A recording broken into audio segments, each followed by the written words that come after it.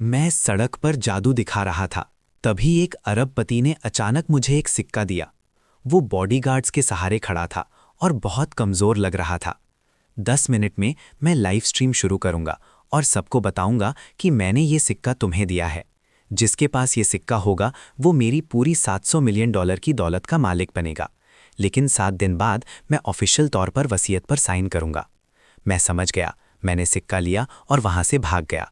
उसका इरादा साफ था। 7 दिनों के अंदर वो चाहता था कि सब लोग इस सिक्के के लिए लड़ें। सिर्फ जीतने वाले को ही उसकी दौलत मिलेगी। 10 मिनट बाद उस अरबपति ने अपनी लाइव स्ट्रीम शुरू की। लाखों लोग उसे देखने लगे। कुछ ही मिनट में ये खबर पूरे शहर में फैल गई। अरबपति ने मेरा नाम या चेहरा नहीं बताया, सिर्फ इतना कहा, मैं एक जादूगर हूं जो एक खास वक्त और जगह पर परफॉर्म कर रहा था। लेकिन जल्द ही किसी ने कमेंट्स में एक फ़ोटो पोस्ट कर दी। ये मेपल स्ट्रीट का स्ट्रेट मैजिशियन है। मैंने आधे घंटे पहले एक तस्वीर ली थी। ये आदमी बहुत किस्मत वाला है। मेरी दुकान पास ही है। ये रही सिक्योरिटी फुटेज। वो मेपल स्ट्रीट पर नॉर्थ की तरफ गया है। स्ट्रीट। मेरा दिल डूब गया। मैं असल में उन दोनों को जानता था। फोटो वाली एक कॉलेज की लड़की थी जो अक्सर मेरे शोज देखती थी। दुकान का मालिक एक अधेड़ उम्र का आदमी था। मैं हमेशा उसकी दुकान से सामान लेता था। इन दोनों ने मुझे इसलिए एक्सपोज किया क्योंकि उन्हें लगा कि वो मुकाबला नहीं कर सकते, पर वो मुझे इतनी आसानी से अमीर बनते हुए भी नहीं देख सकते थे। ज्यादातर लोगों की यही सोच होती है। इसलिए ये सिक्का हाथ में लेकर मैं पूरे शहर के लिए दुआ करने लगा। मैंने कई बार अपना रास्ता बदला, लेकिन लोग रियल टाइम में मेरी लोकेशन रिपोर्ट करते रहे। जल्द ही एक ग्रुप उन्हें वॉकी टॉकीज के साथ मेरा रास्ता रोक लिया। वो अपने फ़ोन में फ़ोटोज़ देखकर हर आने जाने वाले को चेक कर रहे थे। उनमें से कोई भी मुझे ज़मीन पर गिरा सकता था। वो खास तौर पर वॉकी टॉकीज लाए थे, शायद इसीलिए क्योंकि कोई ऊंची बिल्डिंग से उन्हें देख रहा था। भले ही हम सैकड़ों मीटर दूर थे, वो लोग रेडियो से मिले डायरेक्शंस पर चल रहे थे और सीधे मेरी तरफ आ रहे थे। खुशकिस्मती से वो अभी भी इतनी दूर थे कि मेरा चेहरा साफ नहीं देख सकते थे। मैंने अनजान बनने का नाटक किया और खुशी से एक कपल के पास गया जो पास की बेंच पर बैठे थे। सर, मिस, क्या आपको थोड़ा सोना चाहिए? सोना? नहीं शुक्रिया, हमें नहीं खरीदना। वो 20 साल के आसपास के एक यंग कपल थे। मेरे पास आने से पहले वो शर्माते हुए एक दूसरे के बगल में बैठे थे और चुपके चुपके एक दूसरे को देख रहे थे। मैं तुरंत सिचुएशन समझ गया। पहला प्यार, पहली डेट। ऐसे दो लोग अपना पूरा ध्यान एक दूसरे पर रखेंगे, ना कि अपने फ़ोन पर। इसीलिए शायद उन्होंने अभी तक अरबपति की लाइव स्ट्रीम नहीं देखी होगी। इससे भी ज़रूरी बात, उस लड़के की बॉडी मेरे जैसी थी और हमारी जैकेट्स भी एक जैसी लग रही थी। जादू, रोशनी, एंगल्स और टाइमिंग की कला है। आप गलत समझ रहे हैं, मैं सोना नहीं बेच रहा। हमारी ज्वेलरी की दुकान एक कपल्स चैलेंज चला रही है। क्या आप सच में हिस्सा लेना चाहेंगे? सोने की अंगूठी कितने ग्राम की है? वज़न महसूस कीजिए, 5 ग्राम। आज के सोने के दाम पर ये कई हज़ार का है। देखिए, हमारी दुकान ठीक सामने है। अगर आप यहाँ से दुकान के दरवाजे तक 90 सेकंड के अंदर दौड़ सकते हैं तो ये सोने की अंगूठी आपकी। स्टाफ दरवाजे पर इंतज़ार कर रहा होगा। वो लड़का कोशिश करने के लिए उत्सुक दिखा। मेरा पीछा करने वाले 2 आदमी पास आ रहे थे। अब 100 मीटर से भी कम दूर थे। मैंने तुरंत फैसला किया। मैंने टाइमर दबाया। चैलेंज शुरू, दौड़ो। वो लड़का सोने के लालच में तुरंत तेजी से दौड़ पड़ा। वो इतना तेज था कि उसकी जैकेट के अलावा कुछ दिखाई नहीं दे रहा था। उसने तुरंत सबका ध्यान खींच लिया, लेकिन वो नहीं जानता था कि सोने की अंगूठी सिर्फ एक जादुई प्रॉप थी। इतनी तेजी से दौड़ रहा है, वही होगा, उसके पीछे जाओ। क्या वो दोनों आपके दुकान के एम्प्लॉयज़ हैं? वो इतने गुस्से में क्यों लग रहे हैं? पीछे मुड़कर उसे एहसास होता है कि मैं, जिसे वहां खड़े होकर टाइम देखना चाहिए था, बिना कोई निशान छोड़े गायब हो चुका हूं। जब तक वो लोग उस लड़के को जमीन पर गिराकर ये समझेंगे कि उन्होंने गलत आदमी को पकड़ा है, मैं पहले ही गलियों से घूमकर अपनी अपार्टमेंट बिल्डिंग तक पहुंच चुका था। लेकिन मैं ऊपर नहीं जा रहा था। कमेंट सेक्शन में लोगों ने मेरी सारी जानकारी डाल दी थी। मैं एक साधारण से किराए के घर में रहता था। वहां छुपना खुदकुशी करने जैसा होगा। मैं अपनी कार लेने और शहर छोड़ने के लिए वापस आया था। कार भी इत्तेफाक से नई खरीदी थी। प्लेट्स अभी अभी रजिस्टर हुई थीं और तुरंत सिस्टम में नहीं आएंगी। अगर कोई सिस्टम हैक भी कर लेता है तो उसे मेरा प्लेट नंबर ढूंढने में 3 दिन लगेंगे। तब तक मैं बहुत दूर जा चुका हूँगा। अभी सिर्फ मेरा रूममेट मैक्स इस कार के बारे में जानता है। फिलहाल मुझे उस पर भरोसा है। वो अरबपति के कमेंट सेक्शन में एक्टिव है, लेकिन उसने मेरी प्लेट्स लीक नहीं की हैं। इसके बजाय वो एक गवाह बनकर झूठे टिप्स पोस्ट कर रहा है ताकि लोग गलत दिशा में जाएं। मैंने चुपचाप कसम खाई कि जब मुझे विरासत मिलेगी तो मैं उसे कुछ 100 मिलियन दूंगा। आधे घंटे बाद पहनकर सनग्लासेस और मास्क पहनकर मैं शहर से बाहर निकल गया।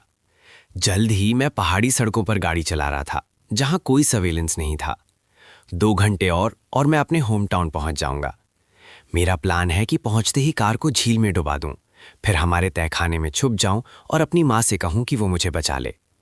अगर किसी को शक होता है और वो घर की तलाशी लेने पर जोर देता है तो मैं दीवार फांदकर पीछे के पहाड़ में जा सकता हूं। वहां का इलाका जटिल है और जंगल घना है। मैं बचपन से उन पहाड़ियों पर चढ़ रहा हूं, पक्षी पकड़ता था, मुझे पता है वहां का चप्पा चप्पा। अगर वो खोजी कुत्तों को भी ले आते हैं तो मुझे यकीन है कि मैं उन्हें चकमा देकर उनके आसपास घूमता रहूंगा। मैं इस बारे में जितना सोचता ये प्लान उतना ही परफेक्ट लगता। मैं मुस्कुराए बिना नहीं रह सका, जैसे कि करोड़ों डॉलर पहले ही मेरे हाथ में हो। फिर धड़ाम, एक भारी ट्रक ने मुझे पीछे से टक्कर मार दी। मैं कार से बाहर उछल गया। ट्रक ड्राइवर घबराकर मेरी तरफ दौड़ा। मैं बिल्कुल हिल नहीं पा रहा था, लेकिन मैं फिर भी हाथ बढ़ाकर ड्राइवर को रोकने की कोशिश कर रहा था, क्योंकि वो मेरी जेबों की तलाशी ले रहा था। आखिरकार उसने सिक्का निकाल लिया। हाँ, यही होना चाहिए। नोआ, मैं आखिरकार तुम्हें बचा सकता हूँ। मेरी धुंधली नज़र ऊपर उठी। एक छोटा लड़का लड़खड़ाता हुआ आया। ड्राइवर का पैर पकड़कर रो रहा था। मुझे पैसे नहीं चाहिए, मुझे डैडी चाहिए। तुम्हें बाहर आने को किसने कहा? मैंने कहा था ट्रक में रहो। आपने किसी को टक्कर मार दी, पुलिस आपको ले जाएगी। चिंता मत करो, 7 दिन बाद मैं खुद को सरेंडर कर दूंगा। तुम्हें बचाने के लिए मैं कुछ भी करूंगा। उसने लड़के को वापस ट्रक में भेज दिया। फिर ड्राइवर मुझे घसीटकर पहाड़ी के किनारे तक ले गया, हाफते हुए। भाई, तुम समझ जाओगे, मुझे पैसों की सख्त ज़रूरत है। मेरे बच्चे को एक महंगी बीमारी है। मेरे पास कोई चारा नहीं है। वो मुझे मारने वाला था, लेकिन चाहता था कि मैं उसे समझूं। मैंने एक फीकी मुस्कान के साथ अपना सर उठाकर उसे देखा। उस एक झलक ने मेरे पूरे शरीर में झटका सा दे दिया। अचानक मैंने अपनी बची हुई पूरी ताकत से उसकी कलाई पकड़ ली। वो उछल पड़ा, घबराकर मुझे छुड़ाने की कोशिश करने लगा, लेकिन मैंने अपनी पूरी ताकत से उसे पकड़े रखा। मेरी नज़र उसके फ़ोन की ऑन स्क्रीन पर एक प्राइवेट मैसेज पर पड़ी। मैक्स का एक मैसेज। एक्सक्लूसिव जानकारी, लाइसेंस प्लेट नंबर 200K, लेना है तो लो वरना छोड़ो। इसके साथ उसकी रियल टाइम लोकेशन भी मिलेगी। चाहिए या नहीं, मैं किसी और को ढूंढ लूंगा। 1 सेकंड पहले मुझे लगा था कि मैक्स मेरी तरफ है। पता चला कि उसने बिना सोचे समझे मुझे धोखा दे दिया। मैक्स ने पहले भी मेरी कार ली थी। उसने अपने फ़ोन पर लिंक्ड ऐप डाउनलोड कर लिया था। वो ना सिर्फ मेरा प्लेट नंबर जानता है, बल्कि मेरी लोकेशन को रियल टाइम में ट्रैक भी कर सकता है। पीछे से एक तेज़ हॉर्न बजा। ड्राइवर घबरा गया और अपनी पूरी ताकत लगाकर मुझे हाथों से और पैरों से पहाड़ी की तरफ ढकेलने लगा। लेकिन मैं चिल्लाया, संभल के, संभल के। किस लिए? अगले ही पल उसके पीछे से एक तेजी से आती गाड़ी की आवाज़ आई। चीखें और ड्राइवर की दर्द भरी पुकार एक साथ गूंजी और मैं पहाड़ी के किनारे से फिसलकर गिर गया। ये ड्राइवर बिल्कुल मेरी तरह ही बेवकूफ़ है। जिस पल उसने सिक्का लिया, किरदार बदल गए। अब वो दुनिया का शिकार बन गया था। जब मैं दोबारा आंखें खोलता हूं तो मैं नर्क में नहीं था जैसा मैंने सोचा था। मैं बिल्कुल ठीक ठाक मेपल स्ट्रीट पर उस अरबपति के सामने वापस खड़ा था। मैं फिर से पैदा हुआ था। मेरे शरीर पर कोई चोट नहीं थी, दर्द जा चुका था। सही है, इस सिक्के पर एक अजीब देवता बना हुआ है। शुरू में इसकी 7 आंखें खुली थीं, लेकिन अब एक बंद है। क्या खुली आंखों की संख्या बची हुई जिंदगियों को दिखाती है? इसका मतलब मेरे पास 6 मौके बचे हैं। उस पहाड़ी से गिरने का दर्द और निराशा याद करके मैंने तुरंत मैक्स को फ़ोन किया। हेलो, क्या हुआ? मैं लाइव स्ट्रीम देख रहा हूँ। जैसे ही मैंने उसकी आवाज़ सुनी, मेरे अंदर नफ़रत की एक लहर दौड़ गई। पिछली बार जब मैं जान बचाकर भाग रहा था, वो आराम से घर पर लेटा हुआ था, उंगलियां हिलाईं और मेरी किस्मत तय कर दी। मैंने नॉर्मल टोन में बात की। यहाँ आ जाओ, एक बड़ा क्लाइंट आया है जो खास तौर पर मैजिक B27 मांग रहा है। कितना बड़ा? मैंने अपने अकाउंट से 20,000 ट्रांसफ़र किए। ये क्लाइंट से मिला डिपॉजिट है। काम पूरा होने पर 30,000 और। अच्छे से करना और बोनस भी है। वाह, इतना बड़ा क्लाइंट! मैं अभी आ रहा हूँ। रायन, तुम सबसे अच्छे हो। अब मैं दूर खड़े दुकान के मालिक को देखता हूँ जब वो अरबपति को लाइव स्ट्रीम पर ये कहते सुनता है कि वो अपनी दौलत मेरे नाम कर रहा है। उसका ईमानदार चेहरा अचानक बदल जाता है आंखों में मेरे लिए नफरत चमकने लगती है। मैं जानता था कि वो जल्द ही मेरी लोकेशन लीक कर देगा, और वैसा ही हुआ। सिर्फ 3 मिनट बाद 1 दर्जन से ज्यादा लोग मेरे आसपास इकट्ठा हो गए, मुझे शिकार की तरह घूर रहे थे। अचानक मैं दौड़ा, भीड़ को चीरते हुए कोने में खड़ी वैन में कूद गया। मैक्स ने तुरंत गाड़ी तेजी से मेपल स्ट्रीट से दूर भगा दी। अनगिनत लोग वैन का पीछा करने लगे, लेकिन इस बार क्योंकि मैंने मैक्स को पहले ही बुला लिया था, उसे अरबपति की लाइव स्ट्रीम के बारे में नहीं पता था, इसलिए वो सच में मेरी मदद कर रहा था। अजीब बात यह है कि मैंने देखा कि एक लग्जरी कार बार बार हमें रोकने की कोशिश कर रही है। मालिक शायद बातचीत करना चाहता है। हो सकता है मुझसे सिक्का खरीदने की पेशकश कर रहा हो। इस आदमी को क्या प्रॉब्लम है? बार बार रोक रहा है। लग्जरी कार में खुद को क्या समझता है? मैं नहीं रुकने वाला। मैक्स गाड़ी धीरे नहीं करता और सीधे लग्जरी कार के पीछे टक्कर मार देता है, लेकिन जब मैं पीछे देखता हूं तो पास की 4-5 गाड़ियां एक साथ हमें घेरने की कोशिश करती हैं। इतने सारे लोग मेरे पीछे हैं। मैंने क्या किया? कोई बड़ा कानून तोड़ा है क्या? लेकिन वो जल्दी ही रिलैक्स हो जाता है। ये गाड़ियां बस चुपचाप हमारा पीछा कर रही हैं। कोई एक्स्ट्रा हरकत नहीं, कोई टकराव नहीं। लेकिन मैं चुपचाप समय का हिसाब लगा रहा था। वो अभी इसलिए कुछ नहीं कर रहे क्योंकि वो इस मॉनिटर्ड सेक्शन से निकलना चाहते हैं, और क्योंकि वो कॉम्पिटिटर्स हैं इसलिए वो ज़्यादा सावधान हैं। जल्द ही हम उस पहाड़ी सड़क पर पहुंच जाते हैं जहां मैं पिछली बार मरा था। यहाँ कोई सर्वेलेंस नहीं है। हमला करने के लिए ये एकदम सही जगह है। कई टक्कर हुई। वैन को एक के बाद एक कई गाड़ियों ने टक्कर मारी। मैक्स स्टीयरिंग व्हील पर बेहोश होकर गिर जाता है। बाकी लोग बाहर निकलते हैं। वैन को घेर लेते हैं। तो हम 5 लोग इसे कैसे बांटेंगे?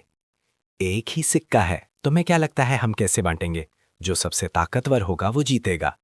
मैं एक प्रो बॉक्सर हूं, सिक्का मेरा है। जो भी कोशिश करना चाहता है मुझसे मुकाबला कर सकता है। तुम शायद ताकतवर हो, लेकिन क्या तुम हम चारों से अकेले लड़ सकते हो? बस करो, मेरी बात सुनो। मेरे पास एक सल्यूशन है। कैसा सल्यूशन? मैं अपना परिचय देता हूं। मैं विक्टर हूं, मॉर्निंग स्टार कॉरपोरेशन के चेयरमैन का बेटा। तुम्हें सिक्का चाहिए? लगता है तुम इसे संभाल पाओगे? प्लान सिंपल है। सिक्का मुझे मिलेगा, मैं तुम में से हर एक को $10 मिलियन का चेक दूंगा। मुआवजे के तौर पर हमें मंजूर है। जब विक्टर सबके लिए चेक लिख देता है तो वो सब मिलकर कार्गो होल्ड खोलते हैं। अगले ही पल वो पूरी तरह से हैरान रह जाते हैं। कार्गो होल्ड बिल्कुल खाली था, ना कोई इंसान, ना कोई सिक्का। मैंने सर्वेलेंस ऐप बंद किया और डैश कैम फुटेज बंद कर दी। मैं सोच भी नहीं सकता कि ये लोग मैक्स के साथ क्या करेंगे जब उन्हें एहसास होगा कि कार्गो होल्ड में कोई सिक्का नहीं है। असल में मैजिक B27 2 लोगों की ट्रिक है। इसका ऑफिशियल नाम है फैंटम कैरेज। इसका सिद्धांत बहुत सरल है। पार्क करने से पहले मैक्स ने चुपके से मैनहोल का कवर हटा दिया था। वैन के कार्गो होल्ड के फर्श में एक गुप्त दरवाज़ा लगा है। जैसे ही मैं अंदर आया, मैं उस गुप्त दरवाजे से सीवर में कूद गया और कवर को वापस लगा दिया। खुशकिस्मती से आजकल बहुत कम लोग जादू की परवाह करते हैं। वो फैंटम कैरेज की ट्रिक को समझ नहीं पाए। सालों पहले इस ट्रिक की प्रैक्टिस करते हुए मैं और मैक्स अनगिनत बार ज़मीन के नीचे गए हैं। मुझे अंदर का पूरा नक्शा पता है। मुझे पता है कि कौन से मैनहोल के एग्जिट उन इलाकों में निकलते हैं जहां निगरानी नहीं होती, और पास में वेंडिंग मशीन्स हैं। असल में फैंटम कैरेज का एक आखिरी स्टेप होता है।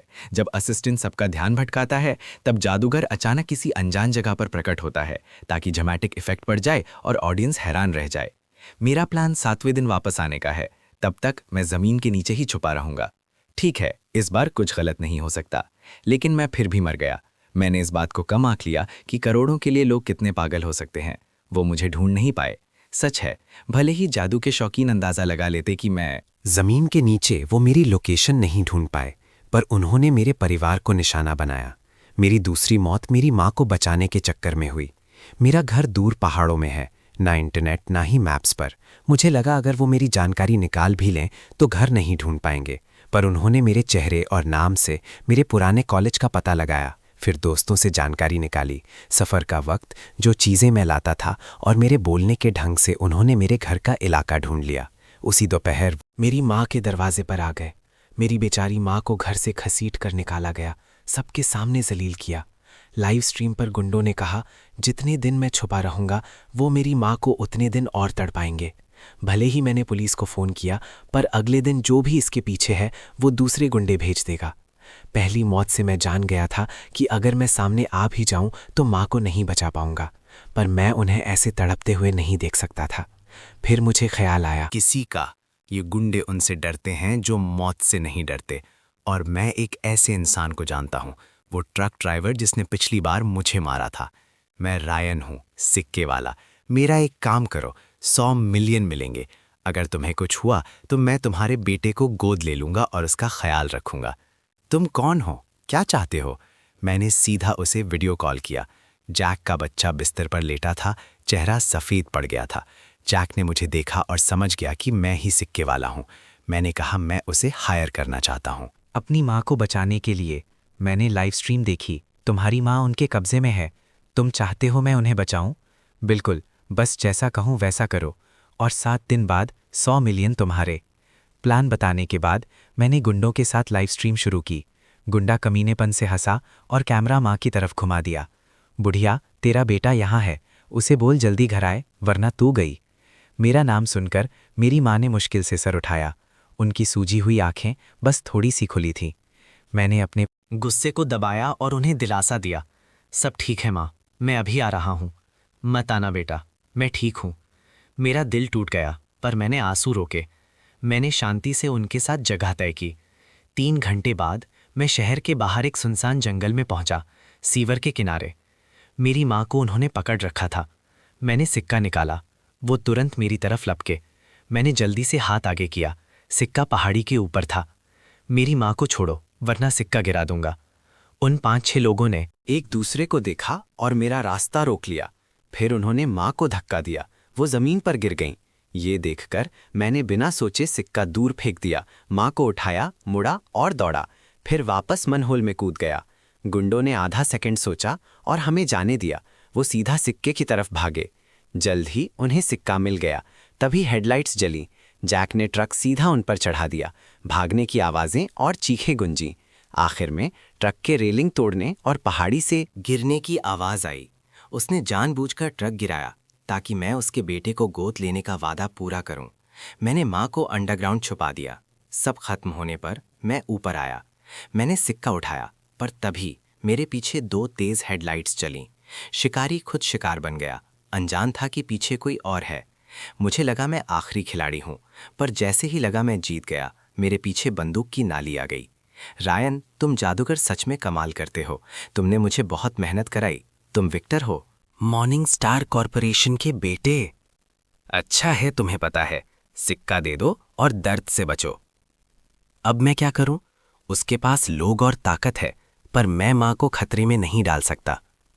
रुको, एक आसान सा जादू है जो काम कर सकता है और कोई मेरे तरीके की उम्मीद नहीं करेगा। मैं तुरंत मुड़ा और पास के समुद्र तट की तरफ दौड़ा। किनारे पर दर्जनों लोगों ने मुझे घेर लिया, ज्यादातर विक्टर के आदमी, पर कुछ मछुआरे और आम औरतें भी थीं। सबकी नजरें मुझ पर थीं, लालच से भरी। सबके सामने मैं अचानक जोर जोर से हंसने लगा। तुम सबको ये सिक्का चाहिए ना? मैंने एक बड़ा इशारा किया, जैसे जादू दिखा रहा हूं। मैंने सिक्का अंगूठे और उंगली के बीच पकड़ा, सबको दिखाते हुए। फिर जब किसी को उम्मीद नहीं थी, मैं घूमा और हाथ घुमा दिया। हवा में एक सुनहरी चमक दिखी। वो समुंदर में गिरा, एक छोटे से छपे के साथ। बेवकूफ, पागल हो क्या?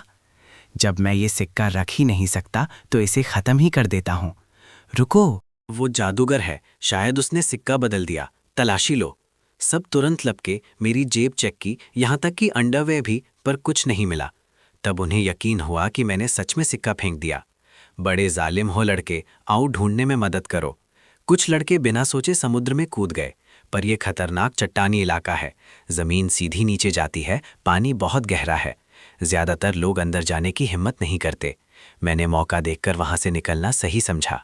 अब उनका ध्यान पूरी तरह सिक्के पर है। किसी को मेरी परवाह नहीं। वो नहीं जानते कि सिक्का पूरे वक्त मेरी जीभ के नीचे था। मैंने बस सबसे आसान ध्यान भटकाने की ट्रिक यूज की जब मेरी उंगली और अंगूठे ने सिक्का पकड़ा था। बाकी 3 उंगलियों में वही नकली सोने की अंगूठी थी। जादू रोशनी का खेल है, एंगल्स और टाइमिंग। तेज धूप में वो फेंकी हुई चीज साफ नहीं देख पाए, बस सुनहरी चमक दिखी। असल में सिक्का मेरी आस्तीन में चला गया था। जब मैंने हाथ घुमाया, मैंने उसे मुंह में गिरा लिया। बहुत कम लोग आजकल जादू की परवाह करते हैं क्योंकि कैमरा सब पकड़ लेते हैं, पर आमने सामने आपको पता चलता है कि दिमागी खेल और हाथ की सफाई से क्या चमत्कार हो सकते हैं। पर तभी अचानक सब धुंधला गया। किसी ने पीछे से टक्कर मारी, मुझे पहाड़ी से गिराने की कोशिश की। मैं डर कर घूमा और देखा कि वो एक अधेड़ उम्र की औरत है। आखिरी पल में मैंने प्लेटफॉर्म का किनारा पकड़ लिया। मेरा पूरा शरीर लटक रहा था। औरत का चेहरा गुस्से में बिगड़ गया जब वो मेरी उंगलियां हटाने लगी। जब वो नहीं हुआ तो वो मेरे हाथों पर मुक्के मारने लगी।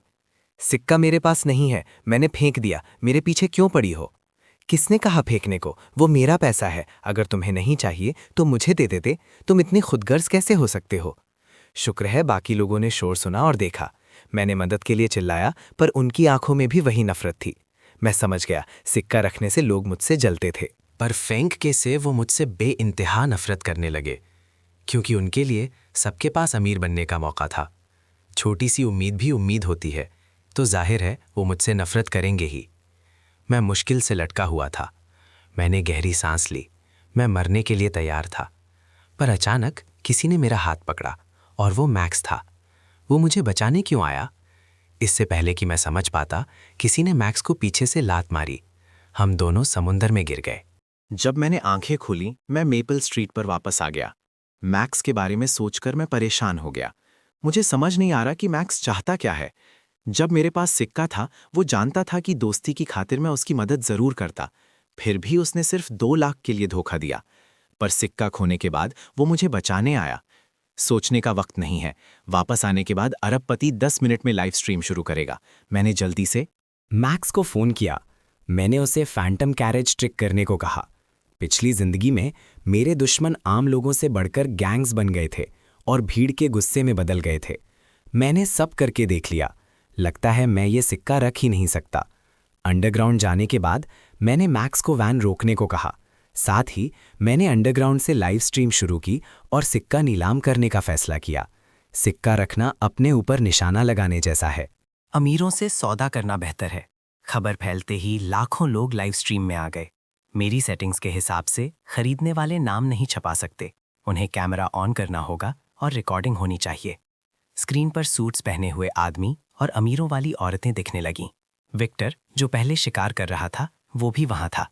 नीलामी शुरू हुई। शुरुआती बोली 50 मिलियन।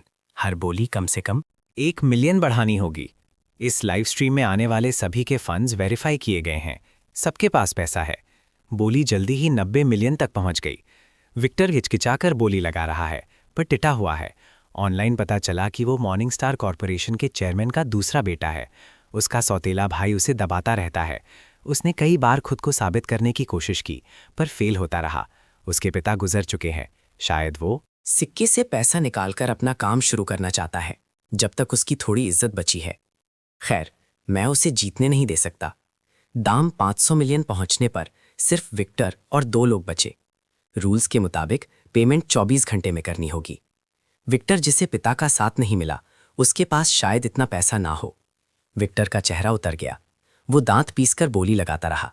दूसरा आदमी, जो मोटा ताजा था, उसके पास साफ पैसा दिख रहा था। वो आदमी सूट में था और कान में ईयरपीस लगाया था। निर्देश सुन रहा था। मुझे लगा वो किसी और के लिए काम कर रहा है। 600 मिलियन होने पर मोटा आदमी हट गया। विक्टर ने 650 मिलियन कर दिया। सूट वाले ने तुरंत बोली नहीं लगाई, पर ईयरपीस पर कुछ बोला। जैसे ही विक्टर जीतने वाला था, सूट वाले ने फिर हाथ उठाया। 660 मिलियन। ये विक्टर की हद लग रही थी। उसे हटना ही पड़ा। लेकिन असल में जब बोली 500 मिलियन पर थी, मैंने पहले ही सूट वाले को मैसेज कर दिया था। दाम जो भी हो, मैं उसे 5% डिस्काउंट दूंगा अगर वो विक्टर को हराने में मेरी मदद करे। मैं आपको क्या बुलाऊं? मैं हेनरी हूं, सिल्वर पीक ग्रुप का CFO। मिस्टर रायन, हमारा बोर्ड आमने सामने सौदा करना चाहता है, पैसा और सिक्का हाथों हाथ। मैं सिर्फ प्लेटफॉर्म के जरिए काम करता हूं, कोई फेस टू फेस डील नहीं। आप पैसा प्लेटफॉर्म पर भेजो, फिर मैं सिक्का दूंगा। मैं समझता हूं आपने ऑनलाइन ऑक्शन इसलिए चुना ताकि आप सामने ना आए, पर ये लाइव स्ट्रीम प्लेटफॉर्म खुद सिर्फ 500 मिलियन का है। ये 600 मिलियन के सौदे की गारंटी कैसे लेगा? अगर ले भी ले तो हमें डर है कि सिक्का बदल दिया जाएगा। आखिरकार आप एक जादूगर हैं। आपने सोच समझकर प्लान बनाया है। पर क्या आपने वो कहावत सुनी है, एक 3 साल का बच्चा भरे बाजार में सोना लेकर निकले तो सब शैतान बन जाते हैं। अभी मैं वही बच्चा हूँ। बिना पूरी सुरक्षा के मैं सामने नहीं आऊंगा। हम सुरक्षा के लिए प्रोफेशनल्स हायर कर सकते हैं। ये तो अच्छा है, लेकिन दिक्कत यह है, आप कैसे गारंटी दोगे कि ये लोग लालच में आकर सिक्का नहीं चुराएंगे? उनकी हिम्मत कैसे होगी? हम मेक श्योर करेंगे कि कानून उन्हें सजा दे। लेकिन प्रॉब्लम यह है, अगर कोई ये सिक्का चुराता है तो उसे क्या सजा मिलेगी? ये सिक्का बस टाइकून के वादे की निशानी है। ये खुद $700 मिलियन के बराबर नहीं है। अगर कोई इसे चुराता है तो उसे ज़्यादा से ज़्यादा कुछ $100 की चोरी की सज़ा मिलेगी। तो क्या आपको अभी भी लगता है कि सिक्योरिटी हायर करना मेरे काम आएगा? मैं समझता हूँ आप आमने सामने नहीं मिलना चाहते क्योंकि हालात बराबर नहीं हैं। आपको डर है कि मैं लोगों को साथ लाऊंगा, इसीलिए आप अपनी जगह नहीं बताएंगे। तो मैं आपको बंधक के तौर पर अपना बेटा देता हूँ। आपको सुरक्षा महसूस होगी। क्या आपको डर नहीं लगता कि मैं आपके बच्चे को चोट पहुँचाऊँगा? आप मेरे बेटे को चोट नहीं पहुँचाएंगे। मैं बता सकता हूँ कि आप अच्छे इंसान हैं, आप में बस सुरक्षा की कमी है। मेरा बेटा आपके हाथ में होने का मतलब है कि आप मुझ पर पूरा भरोसा कर सकते हैं। मेरा पहला ख्याल मना करने का था। मैं कैसे एक अच्छा इंसान हो सकता हूँ? पिछले जन्म में मेरी वजह से लोग मरे हैं। क्या आप जानते हैं कि आप हमेशा नीचे क्यों रह गए? क्योंकि आपको इकोनॉमिक्स की समझ नहीं है। मॉडर्न इकोनॉमिक्स की नींव पैसा नहीं है, ये भरोसा, गिरवी रखना और वादे हैं। यहाँ तक कि बैंक अकाउंट्स भी असली संपत्ति नहीं है, ये बस एब्स्ट्रैक्ट कॉन्सेप्ट्स हैं। लेकिन हम इनका इस्तेमाल एक दूसरे पर भरोसा करने और इकॉनमी चलाने के लिए करते हैं। आप में और मुझ में बस इसी भरोसे की कमी है। आपको अपना बेटा देने का मतलब ये नहीं कि मैं उससे प्यार नहीं करता, बल्कि मुझे भरोसा है कि आप उसका अच्छा ख्याल रखेंगे। ये उसकी जिंदगी का सबसे शानदार अनुभव होगा। इस बीच हम गहरा आपसी भरोसा बनाएंगे, जो ऑफलाइन डील के लिए जरूरी है। इसमें दोनों की जीत है। एक पल के लिए मुझे समझ नहीं आया कि वो एक फाइनेंशियल जीनियस है या पूरी तरह पागल। पैसा कंपनी का है, लेकिन बेटा उसका अपना है। क्या ये रिस्क लेना सही है? फिर भी वो सही कह रहा है। हाथ में कंट्रोल होने से मुझे थोड़ा कॉन्फिडेंस मिलता है। मैं उसकी मांग मान लेता हूँ। उस शाम 8 बजे एक बच्चा मेरे बताए हुए मैनहोल में उतरा। थोड़ी देर देखने और ये पक्का करने के बाद कि कोई पीछे नहीं है, मैं बाहर निकला। तुम ईडन हो? हाँ। क्या आप अंकल रायन हैं? डैड ने कहा वो आजकल बिजी हैं और चाहते हैं कि मैं आपके साथ वक्त बिताऊं। ये बच्चा तो बहुत बेफिक्र है, साफ तौर पर अपने बाप पर गया है। मेरे साथ गंदे नालों में घूमोगे? हाँ, बदबू तो है, पर मैं पहले कभी सुअर में नहीं गया। कितना कूल है ना? ये कंफर्म करने के बाद कि उसके पास कोई ट्रैकिंग डिवाइस नहीं है, मैं उसे अब हाइडिंग स्पॉट पे ले आया। अगली सुबह मैं हेनरी से फिर मिला। टोपी और मास्क पहने हुए वो कमर तक ऊंचा ब्रीफकेस लेकर चुपके से सुअर में आया। किसी भी पीछा करने वाले को चकमा देने के लिए मैं उसे भूल भुलैया जैसे रास्तों से ले गया। हमने सबको पीछे छोड़ दिया। मेरा बेटा कैसा है? शांत और बहुत अच्छा है। अच्छा बच्चा है। वो हमेशा से ही माहौल में ढल जाता है। ठीक है, काम की बात करते हैं। मेरे लैपटॉप पर अपना अकाउंट नंबर डालो, मैं पैसे ट्रांसफ़र कर देता हूँ। मैंने वैसा ही किया। उसने पहले ही मेरे बैंक कार्ड की लिमिट बढ़ा दी थी। टैक्स भी काट लिया था। एक नोटिफिकेशन की घंटी बजी। मैसेज आ गया। पूरे 9 डिजिट्स। मेरी आंखें चौंधिया गईं। मैं उन्हें गिन भी नहीं पा रहा था। फिर मैंने हेनरी को अपनी जेब चेक करने का इशारा किया। हेनरी ने उलझन में हाथ डाला। उसने अपने सूट की जेब से सिक्का निकाला। मैंने हाथ की सफाई से सिक्का पहले ही उसकी जेब में डाल दिया था। पहली बार मैंने उसके चेहरे पर सच्ची खुशी देखी। मैंने सच में हम दोनों के बीच भरोसा महसूस किया। और फिर उस भरोसे को पकड़े हुए हम साथ में मर गए, क्योंकि मैक्स आ गया और वो विक्टर को अपने साथ लाया। मैं सोच भी नहीं सकता कि उन दोनों ने हाथ कैसे मिलाया। मैक्स रास्ता दिखाता है, विक्टर आदमी लाता है। उन्होंने हमें जल्दी ही ढूंढ लिया। हेनरी ने समझौता करने की कोशिश की, लेकिन सारी ताकत उनके पास थी। इन्हें मार दो और सिक्का वैसे भी हमारा हो जाएगा। जब मैंने दोबारा आंखें खोलीं, मैं वापस मेपल स्ट्रीट पर था। ये मेरा चौथा जन्म है। हेनरी अच्छा आदमी है, लेकिन वो मुसीबत भी है। शायद उस मोटी पार्टी वाले अमीर आदमी के साथ डील करना बेहतर रहेगा। मैंने उस मोटे आदमी को फ़ोन किया। बॉस, मैं सिक्का बेचना चाहता हूँ, आप कितना दे सकते हैं? 100 मिलियन। बस छोटे भाई, बहुत कम लोग। कैश में 100 मिलियन ला सकते हैं, थोड़ा तो समझो। मैं उसकी एक्टिंग शांति से देखता रहा। पिछली जिंदगी में उसने 500 मिलियन से ज्यादा की बोली लगाई थी। अब वो सिर्फ 100 मिलियन दे रहा है। व्यापारी सच में बहुत चालाक होते हैं। विक्टर, मॉर्निंग स्टार कॉरपोरेशन का दूसरा बेटा भी ये सिक्का चाहता है। वो 500 मिलियन दे रहा है। अगर आप सीरियस नहीं हैं तो भूल जाइए। लगता है तुम कच्चे खिलाड़ी नहीं हो छोटे भाई। ठीक है, 550 मिलियन, इस दाम को मानो और डील पक्की। मैं इससे ज़्यादा नहीं दे सकता। हालांकि ये पिछली बार से कम है, लेकिन फिर भी पूरी जिंदगी के लिए काफ़ी है। मोटा आदमी हेनरी से कहीं ज्यादा हिम्मत वाला है। उसने ठीक पुलिस स्टेशन के सामने मिलने का इंतजाम किया। जब मैं पहुंचा तो वो वहां प्रोडक्ट बेचने के लिए लाइव स्ट्रीमिंग कर रहा था। सब लोग इधर देखो, ये रायन है। आज तुम्हारे बड़े भाई ने इससे सिक्का खरीद लिया है 550 मिलियन में। सब लोग कार्ट में आइटम्स ऐड करो और बड़े भाई की खुशखबरी का इंतजार करो। मैंने कैमरा पर उसे सिक्का दे दिया। बड़े भाई ने उसका वजन किया, रोशनी में बार बार चेक किया। दोस्तों, अच्छे से देख लो, ये $700 मिलियन का सिक्का है। ये चमक, ये बनावट, शानदार। पुलिस की गवाही में बड़े भाई ने पैसे ट्रांसफर किए और मैंने उन्हें सिक्का दे दिया। बड़े भाई ने अपना फोन ऊपर रखा और शान से दरवाजे पर खड़ी आमट कार में चले गए। मैंने आखिरकार राहत की सांस ली। 5 जन्मों में असली वक्त के हिसाब से सिर्फ कुछ ही दिन बीते हैं, लेकिन ऐसा लगता है जैसे मैंने महीनों की तकलीफ सही हो। पक्का है कि इस बार मैं फिर से नहीं मरूंगा। सिक्का आखिरकार दे दिया गया है। मैंने 9 डिजिट्स की रकम निकाल ली है। मैं तुरंत रिलैक्स हो गया। मैंने जब मैं उठा सब कुछ बदल चुका था। मैंने कई बार सोचा है, टाइकून ने सड़क पर इतने लोगों में से मुझे ही क्यों चुना, सिक्का मुझे ही क्यों दिया। अब मेरी एक डरावनी थियरी है, उसने मुझे इसलिए चुना क्योंकि मैं एक जादूगर हूं और जादूगरों पर लोग आसानी से भरोसा नहीं करते। इस वक्त कई सूट पहनी स्टाफ मेंबर्स मेरे दरवाजे पर खड़े हैं। बड़े प्यार से लेकिन सख्ती से वो मुझे तुरंत जाने को कह रहे हैं। मैंने खिड़की से बाहर देखा, तभी मैंने देखा कि 5 स्टार होटल को नीचे भारी भीड़ ने घेर रखा है। पता चला मेरे साथ डील करने के बाद बिग ब्रो ने फिर से लाइव स्ट्रीमिंग शुरू कर दी।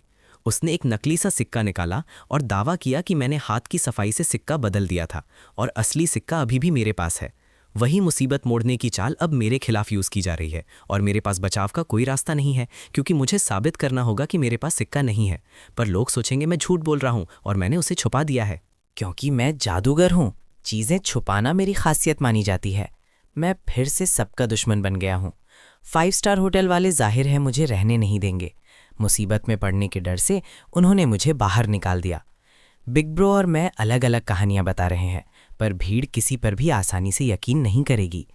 कोई चारा ना देखकर मैंने वो 500 मिलियन निकाले जो मुझे मिले थे। मैंने अपनी सुरक्षा के लिए कई सिक्योरिटी कंपनीज को हायर किया और छुपकर दिन बिताने लगा। पर मुझे लगता रहा कि ये सिक्योरिटी वाले मुझे अजीब नज़रों से देख रहे हैं। चौथे दिन किसी से रहा नहीं गया। शिफ्ट चेंज के वक्त उन्होंने मुझे होटल से किडनैप किया और शहर के बाहर ले गए। मुझे उम्मीद नहीं थी कि नाजुक वक्त पर जब मुझे कार में धकेला जा रहा था, मैक्स अचानक आया और मुझे खींच कर ले गया। उसने पीछा करने वालों को चकमा दिया। वो कार को पहाड़ों में ले गया। उसने मेरी जान बचाई, फिर भी मैंने उसे मुक्का मार दिया। मैक्स हैरान था, कुछ कर नहीं पाया। मैंने उसे कार से लात मारकर बाहर निकाल दिया। मैं ड्राइवर सीट पर बैठा। मैंने गियर लगाया और जाने की तैयारी करने लगा। उसने मुझे 2 बार मरवाया है। अगर मैं अब भी उस पर भरोसा करूं तो मैं पूरा बेवकूफ़ हूं। मैं अंदाज़ा लगा सकता हूं कि उसने धोखा क्यों दिया। ये जलन के सिवा कुछ नहीं है। जब मैं उस सुबह घर से निकला था, मैं उसके जितना ही गरीब था। अब अचानक मैं $700 मिलियन का वारिस बन गया। वो भी जादूगर है। कभी कभी वो उसी कोने पर परफॉर्म करता है। अगर आज वो बाहर गया होता तो सिक्का उसका हो सकता था, पर वो मेरे साथ ऐसा क्यों कर रहा है? पहले धोखा दिया, फिर बचाया। वो उस सिक्के की तरह है।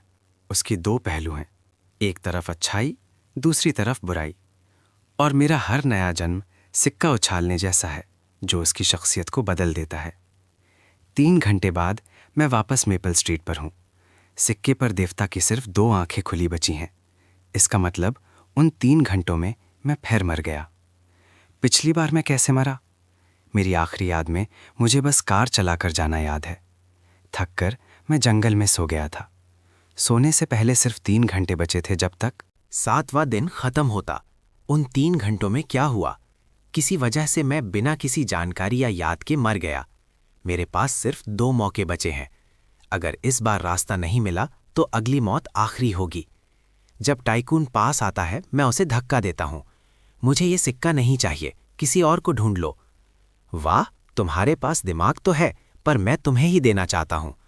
मैंने कहा मुझे नहीं चाहिए, समझ नहीं आता? पक्का? हाँ पक्का। लेकिन 10 मिनट में मैं फिर भी लाइव स्ट्रीम पर ऐलान करूंगा कि तुमने सिक्का ले लिया है। क्या कहा तुमने? बेहतर होगा तुम सोचो कि क्या होगा जब वो तुम्हें ढूंढेंगे और तुम कहोगे कि तुम्हारे पास सिक्का नहीं है। वो पक्का सोचेंगे मैं झूठ बोल रहा हूं, मैं पहले से भी बुरी मौत मरूंगा। मैं डर से कांपने लगा। क्यों? तुम ऐसा क्यों कर रहे हो? मैं मर जाऊंगा। टाइकून लापरवाही से हंसता है। वो मुझे 10 मिनट का काउंटडाउन दिखाता है। मुझे एहसास होता है कि मैं फंस चुका हूं और मैं फिर से सिक्का उठा लेता हूं। सबसे सुरक्षित रास्ता अब सीधा पुलिस स्टेशन जाना और सिक्का दान करना है। कैप्टन कार्टर इस प्लान के लिए राजी हो जाते हैं। वो मुझे दान समारोह की तैयारी के बहाने स्टेशन में सुरक्षित रहने देते हैं। कैप्टन कार्टर ये भी कहते हैं कि वो मुझे 20,000 का चैरिटी अवार्ड दे सकते हैं। जान गंवाने से 20,000 बेहतर हैं। खाली वक्त में मैं ऑनलाइन टाइकून के बारे में पता करने लगा। वो सेल्फ मेड हैं। 700 मिलियन के अलावा उसके पास काफ़ी स्टॉक्स और बॉन्ड्स हैं। कुल संपत्ति 10 बिलियन से ज़्यादा है। जो बात मुझे सबसे ज़्यादा चुनौती है वो उसका एक पुराना इंटरव्यू है। इंटरव्यू में उसने दावा किया था कि उसने अपनी दौलत दूसरों के लालच का फायदा उठाकर बनाई है।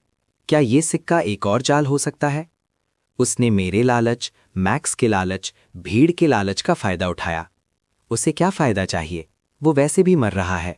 ऑनलाइन सोर्सेस कहते हैं उसे आखिरी स्टेज का कैंसर है।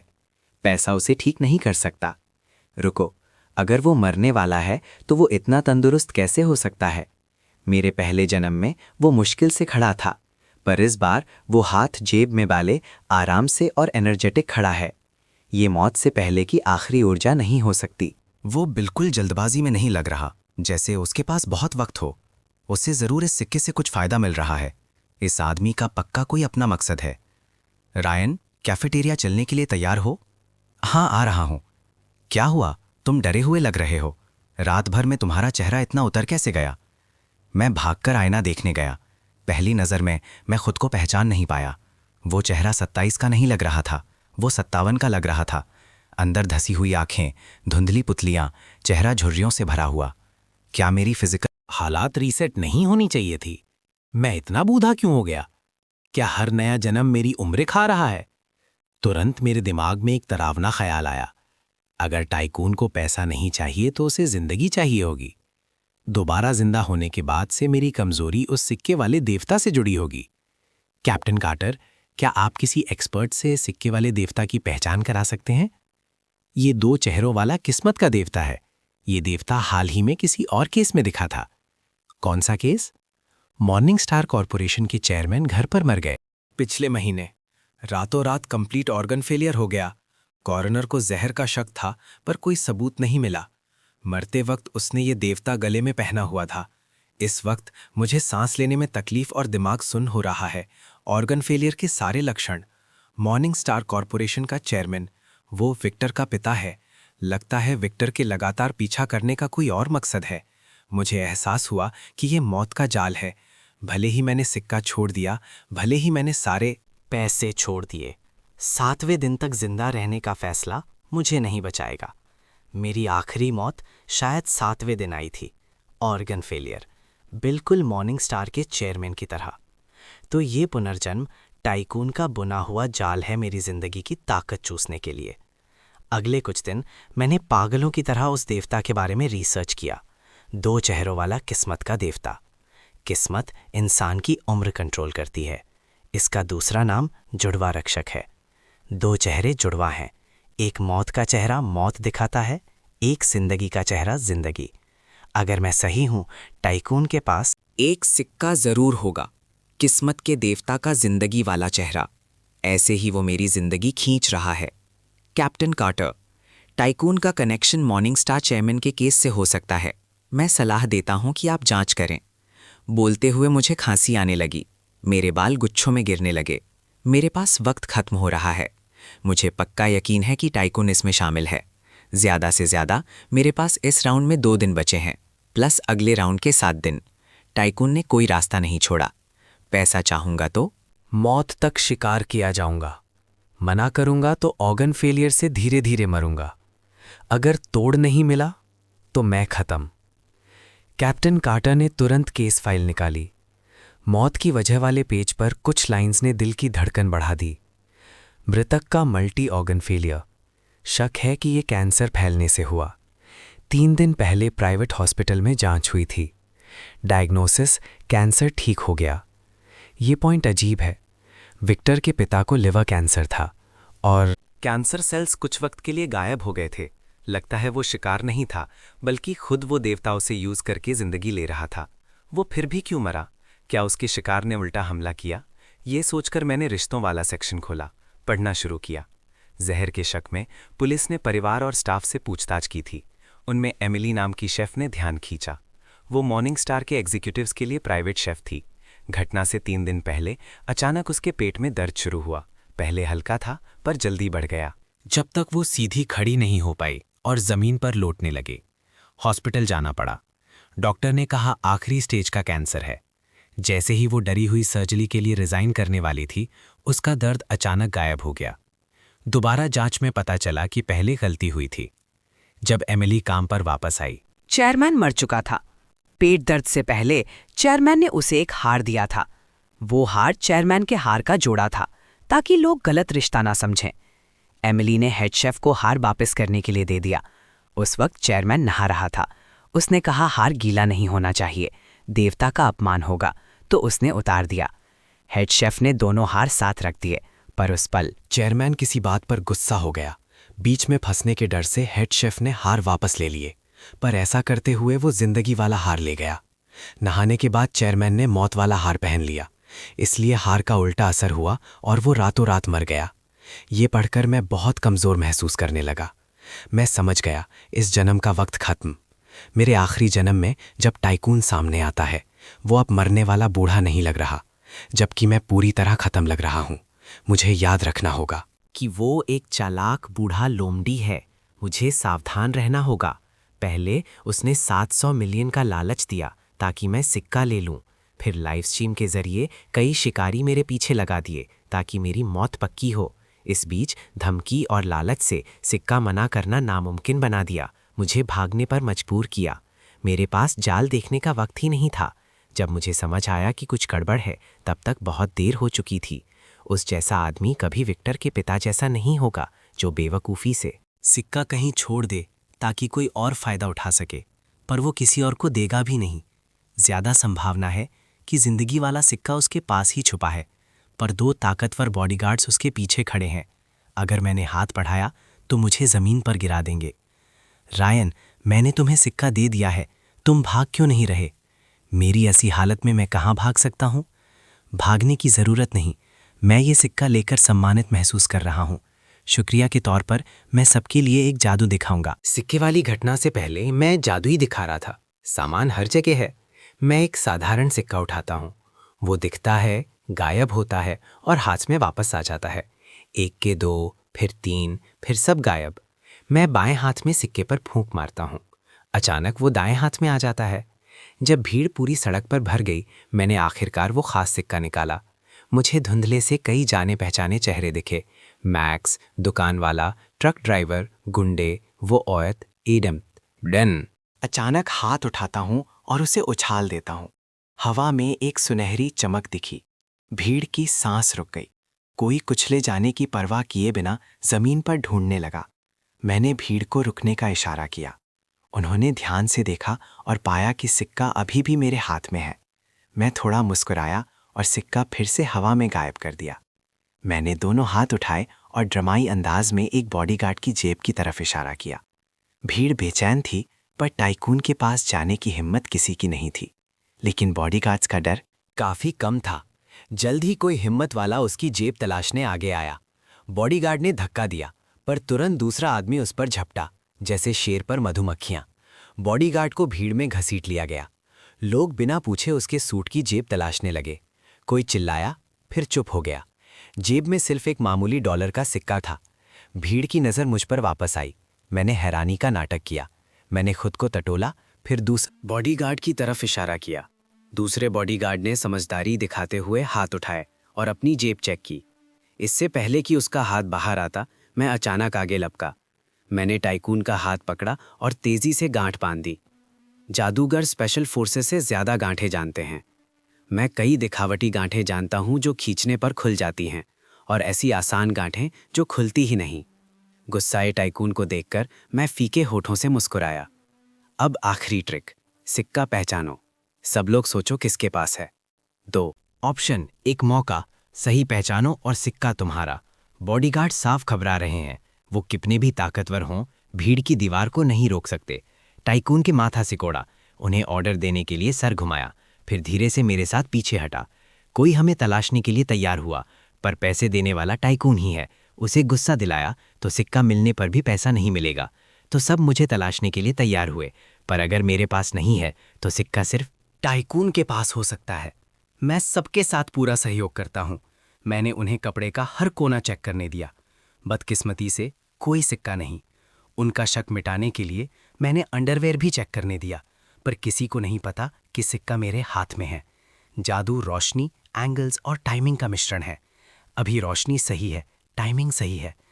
सिक्का रायन के पास नहीं है तो टाइकून के पास ही होगा। बुढ़ाओ, अगर विरासत दे रहे हो तो छुपा क्यों रहे हो? कई हाथ उसके कोट के अंदर गए ढूंढने के लिए। टाइकून ने शायद सालों में ऐसी बेइज्जती नहीं सही होगी। टाइकून अपने शब्द का पक्का है। भले ही कोई उसे नाराज करे, वो विरासत उसे ही देगा जिसके पास सिक्का होगा। तुरंत और हाथ आगे बढ़े। टाइकून को धक्का दिया गया। वो गिरने वाला था। किसी ने उसका महंगा कोट खींचा और अंदर की जेब ढूंढ ली। उस आदमी ने सिक्का निकाला, वो जिस पर जिंदगी का चेहरा बना था। मुझे वापस दो। टाइकून उसे छीनने के लिए आगे बढ़ा, पर मैं तेज था और सिक्का ले लिया। बॉडीगार्ड्स तुरंत मेरे पास आए, पर क्योंकि मेरे पास जिंदगी वाला सिक्का था, टाइकून ने कुछ करने की हिम्मत नहीं की। रायन, तुम क्या चाहते हो? हम हेलीकॉप्टर पर बात करेंगे। आसमान में ऊंचाई पर सिर्फ वो और मैं बचे, साथ में पायलट। पायलट के हाथ कंट्रोल्स छोड़ने की हिम्मत नहीं कर रहे थे। उसके और मेरे बीच ये कहना मुश्किल है कि किसका पलड़ा भारी है। एक ने सेहत पाई है पर बीमारी से जूझा है, दूसरा जवान है पर सारे ऑर्गन्स फेल हो रहे हैं, सिर्फ आसमान में, स्वर्ग और नर्क के सबसे करीब। क्या हम बराबर हैं? चलो सिक्के से फैसला करते हैं। ये मेरी आखिरी ट्रिक है। इन 2 हाथों में से एक चुनो। देखते हैं जिंदगी वाला सिक्का है या मौत वाला। जब मैं जिंदगी बोलूं, मैं बायां हाथ थोड़ा उठाऊंगा। जब मौत बोलूं तो दायां। टाइकून ने थूक निगला, थोड़ा हिचकिचाया, फिर अचानक मुझ पर झपटा, हाथ और मुंह दोनों से काटने और चीरने लगा ताकि मैं छोड़ दूं। अगर तुमने नहीं चुना तो मैं दोनों सिक्के गिरा दूंगा। नीचे बड़ा समंदर है। वो आखिरकार शांत हुआ, मुझे निराशा से देखते हुए। उसने मेरे बाएं हाथ की तरफ इशारा किया। मैं मुस्कुराया, कलाई घुमाई और दोनों हाथ खोल दिए। उस पल उसने तेजी से मेरे दाएं हाथ से सिक्का छीना और पगलों की तरह हंसा। मुझे बेवकूफ़ मत समझो, मैं तुम जादूगरों की चालें जानता हूं। तुम जानबूझकर मुझे बाईं तरफ भेज रहे थे। मुझसे लड़ोगे? बच्चे, अभी तुम कच्चे हो। हा। बॉस, आपका बॉस गया, अब मैं बॉस हूं। लैंड करने की तैयारी करो। मेरा शरीर अपनी जवानी की ताकत पाने लगा। टाइकून मेरे बगल में मरा पड़ा था। उसकी हंसी मरने के बाद भी चेहरे पर जमी थी, बिल्कुल मॉर्निंग स्टार के चेयरमैन की तरह। मौत वाले सिक्के को छूते ही वो मर गया। वो सच में तेज दिमाग था, आखिर तक साजिश करता रहा। फिर भी मैंने जीतने का तरीका उसी से सीखा। इंसान लालच करता है और चालाक लोग इस लालच का फायदा उठाते हैं। इस बार मैं उससे ज्यादा होशियार नहीं था, बस वो मुझसे ज्यादा लालची था। टाइकून के पास वसीयत बनाने का वक्त नहीं था, इसीलिए जो उसने लाइव स्ट्रीम पर कहा था कि सिक्का जिसके पास होगा दौलत उसकी, वो कानूनी तौर पर बंटवारे का तरीका बन गया। मैंने टैक्स हिसाब के लिए हेनरी को हायर किया। मुझे 4 बिलियन से ज़्यादा मिले। माँ के रहने का इंतज़ाम और अपने लिए घर गाड़ी खरीदने के बाद 3 बिलियन बचे। मैंने कुछ और काम किए। पहला, जैक के बेटे का इलाज कराया। दूसरा, मैंने किसी को खबर दी। मैंने विक्टर के काले जादू और भाई को मारने की साजिश का खुलासा किया। तीसरा मामला मैक्स का था। सोचने के बाद मैंने ओक एवेन्यू पर एक नया मैजिक थिएटर बनाया। मैंने उसे 20,000 की बेस सैलरी दी, फिर उसे पूरी तरह ब्लॉक कर दिया। बचा हुआ पैसा चैरिटेबल फाउंडेशन में गया।